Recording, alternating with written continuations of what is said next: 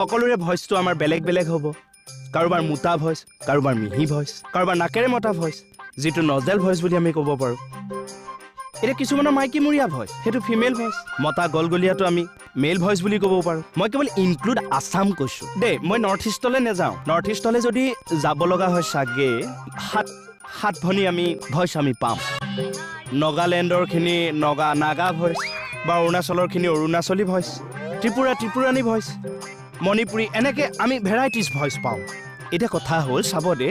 এই 3 কোটি ভইচ যদি আমি একগোট কৰি দিওঁ তেতিয়া এটা হিউজ ভইচ হৈ যায় মানে মোৰ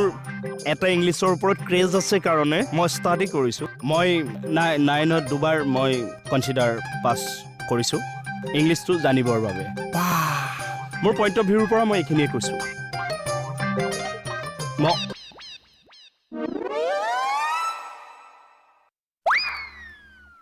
বস্তুটো ঢুকি নাপালে নেকি